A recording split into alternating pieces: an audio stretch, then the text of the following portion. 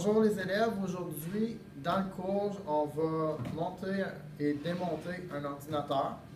Donc la première chose, vous regardez en arrière ici, il y a deux vis, donc on va enlever ces deux vis là pour pouvoir enlever le panneau pour nous donner accès aux composantes internes de l'ordinateur.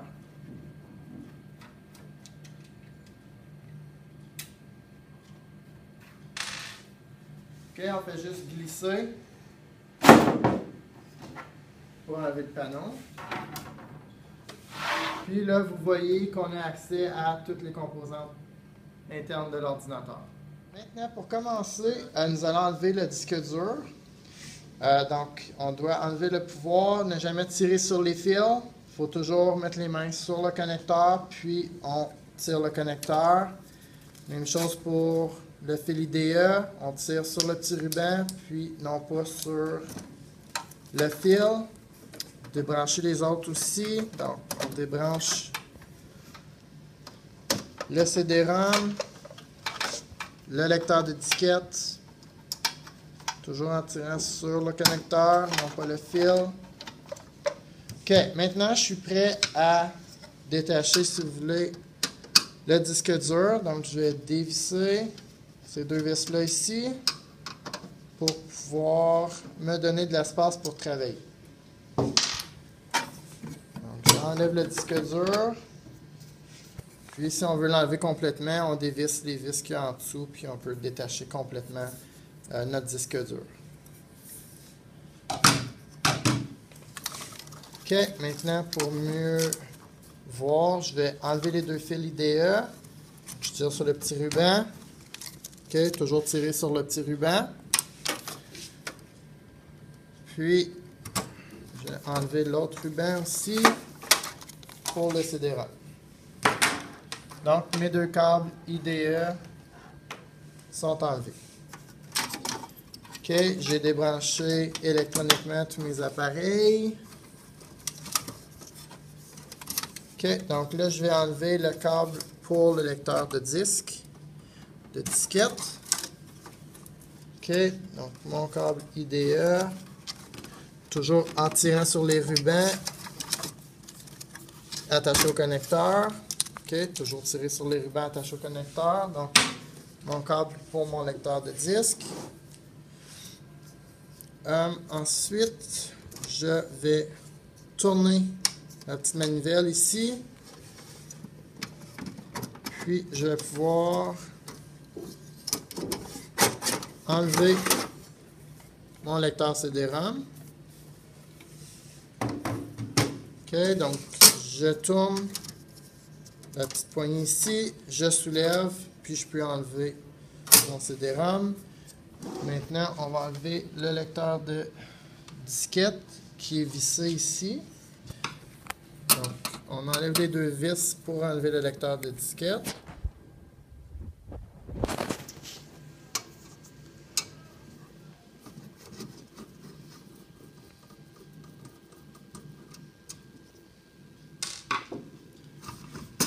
Puis, on enlève notre lecteur de disquette. OK, donc si on regarde le devant de l'ordinateur maintenant, mon lecteur de disquette est enlevé, puis mon lecteur de CD-ROM. Si on revient à l'ordinateur, il me reste à enlever ma mémoire vive. Donc, vous voyez chaque côté ici.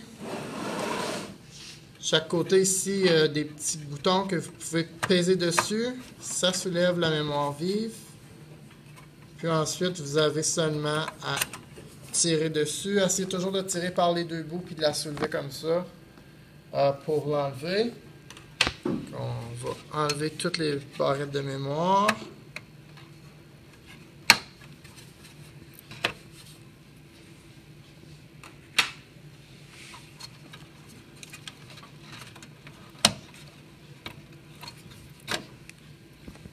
OK, on va enlever nos barrettes de mémoire.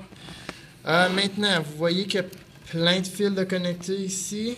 Donc, ces fils-là sont pour mes connecteurs audio, pour mes connecteurs USB.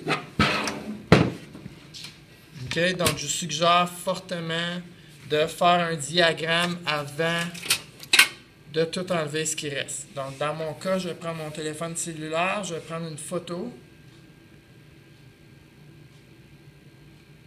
pour m'assurer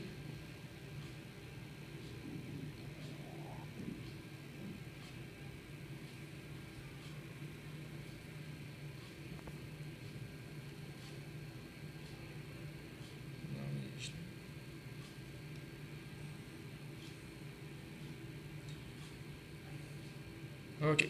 Donc, je vais prendre une photo pour m'assurer que je me souviens où est-ce qu'étaient branchés mes fils. Puis, je vais également prendre une photo des fils ici pour m'assurer que je les rebranche bien une fois que j'ai terminé.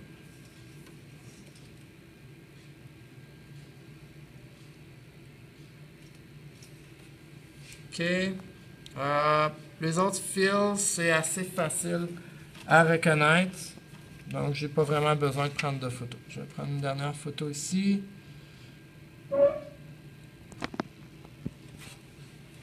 OK. Donc, j'ai pris mes photos pour savoir comment rebrancher mes connecteurs. Donc, maintenant, je vais les débrancher. Toujours en tirant sur le connecteur. On tient le connecteur, on ne tire pas sur le fil. OK. Donc, on prend le connecteur dans nos mains. Puis on enlève, on débranche ici également. OK, donc j'ai débranché tous mes fils. Là, il me reste à débrancher mon fil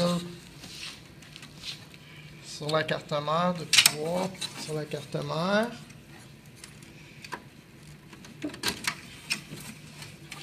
Puis, je vais débrancher mon autre fil de pouvoir sur la carte mère. OK, il y en a un, c'est pour donner du pouvoir au processeur, puis l'autre, c'est pour donner du pouvoir au reste des composants.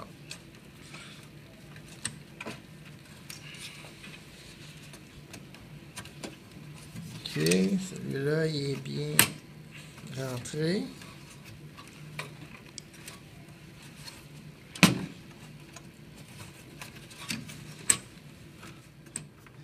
OK, donc maintenant, j'ai débranché le pouvoir de la carte mère également.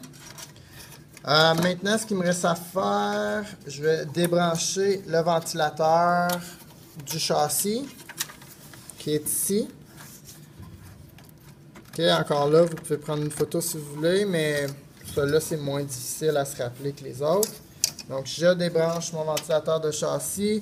Mon ventilateur pour mon processeur, on peut le laisser brancher, c'est pas nécessaire de l'enlever. Maintenant, si vous regardez ici, vous voyez qu'il y a des vis. Donc, je vais dévisser toutes les vis qui rattachent la carte mère pour enlever la carte mère.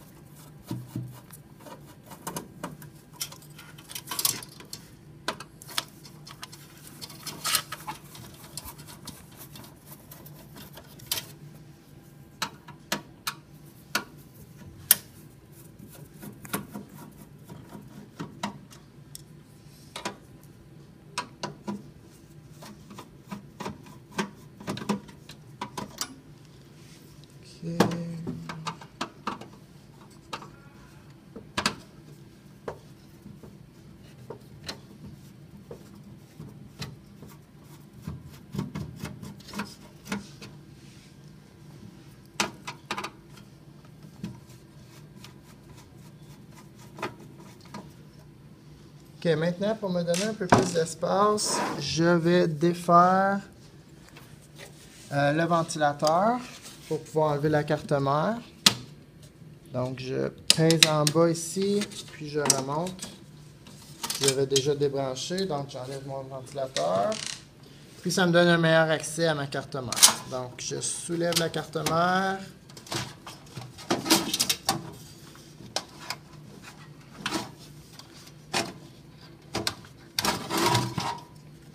Pour pouvoir l'enlever. OK, donc ma carte mère. Maintenant, il me reste une composante à enlever. Puis, c'est mon bloc d'alimentation. Le bloc d'alimentation, c'est facile. Il y a 4 vis en arrière. Je dévisse les 4 vis.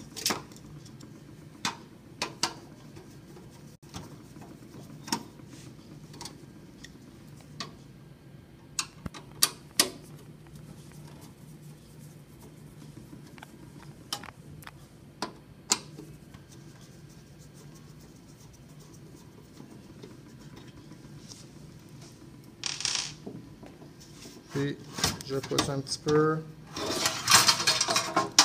Puis, j'enlève mon bloc d'alimentation.